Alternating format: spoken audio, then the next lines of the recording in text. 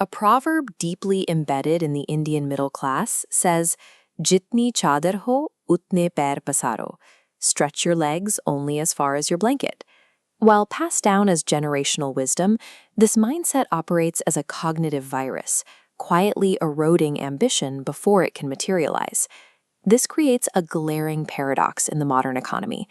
Millions of highly educated, technically brilliant professionals find themselves trapped in perpetual career stagnation, waiting for a breakthrough that never arrives. Meanwhile, individuals with perfectly average academic records routinely build massive business empires and completely dominate the global markets. The data reveals a clear disconnect. Outsized market success is rarely a byproduct of supreme IQ, perfect market timing, or an elite pedigree. Instead, high-level execution is the output of a specific installable psychological operating system. The architecture of this system was best documented by David J. Schwartz in his framework, The Magic of Thinking Big. To understand how this works, we must diagnose the failure disease, engineer a high-performance cognitive environment, and use mechanical action to execute. Treat professional stagnation as a critical software error in the human mind, one that can be identified and overwritten. Schwartz identifies the root cause of this stagnation as Excusitis. It is a common pathology found across corporate floors and startup ecosystems.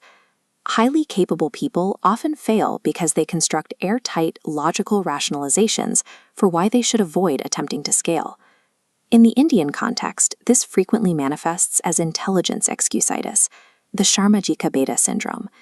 This is the belief that only academic toppers, or top-tier MBA graduates, possess the cognitive capacity to run a massive operation. This equation illustrates attitude as a primary multiplier for IQ.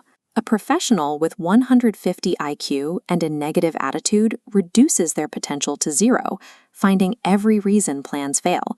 Conversely, a 100 IQ with a relentlessly positive attitude creates compound interest, eventually hiring the 150 IQ individual. The second major variant is age excusitis. This manifests as the young professional assuming they lack authority, or the veteran believing their window for innovation has closed. A professional at age 40 still has a 30-year runway ahead of them. These expiry dates on ambition are self-imposed. Finally, luck excusitis is the mechanism used to explain away a competitor's market dominance. In a market context, luck is the point where preparation intersects with opportunity. What is loosely labeled as kismet is the visible result of the invisible accumulation of daily, unglamorous execution. Excusitis functions as a self-inflicted cognitive speed limit, designed to protect the ego from the possibility of failure. A professional's output remains strictly bound by their environmental input. The primary antagonists of this ecosystem are thought poisoners. These are the cynical colleagues and gossip mongers who insist that the economy is doomed or the company is failing. Tolerating these individuals injects corrupt data into your decision-making matrix, subtly lowering your risk tolerance over time. To counter this, Schwartz suggests the Go First Class directive. This protocol focuses on the quality of your mental inputs rather than luxury consumption.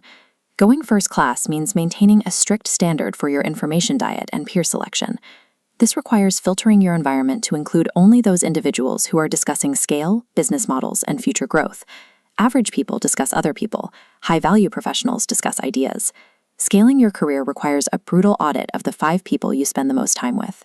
Curating a high-performance environment is a necessary defensive measure to protect your cognitive output.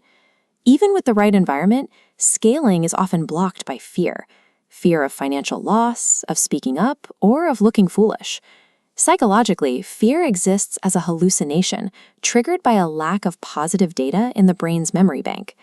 When we lack evidence of past success in a specific area, the brain defaults to a state of hesitation. The primary behavioral symptom of this state is procrastination. We delay execution by waiting for the perfect time, next Monday, or Diwali ke baad, after the holidays. The most effective counter to this hesitation is the mechanical action formula. Since you cannot think your way out of a fear state, bypass the brain's dependency on motivation by forcing the physical body to move. Schwartz outlines physical hacks to initiate this. First, always sit in the front row of any meeting, class, or seminar. Second, maintain unbreakable eye contact during difficult conversations to project authority and sincerity. Look at this schematic. Third, consciously increase your walking speed by 25% while maintaining an upright posture. Physical momentum overwrites cognitive hesitation. Action generates motivation. Motivation rarely generates action. Confidence is a mechanical habit developed through force and repetition until it is drilled into the nervous system. Zooming out, we can view the human mind as an industrial manufacturing plant. Inside this factory, two foremen battle for control, Mr. Defeat and Mr. Triumph. Toxic environments default the system to Mr. Defeat, instantly producing 100 reasons to fail. But taking mechanical action flips the switch to Mr. Triumph, engineering pathways to the goal. Your professional reality is a direct reflection of the scale of your thoughts. The directives are clear. Eliminate the excuses, purge your environment of cynics, and take immediate mechanical action. Expanding the scale of your thoughts changes the scope of the opportunities you recognize and capture. Small thoughts produce small lives. Big thoughts are the foundation of professional scale.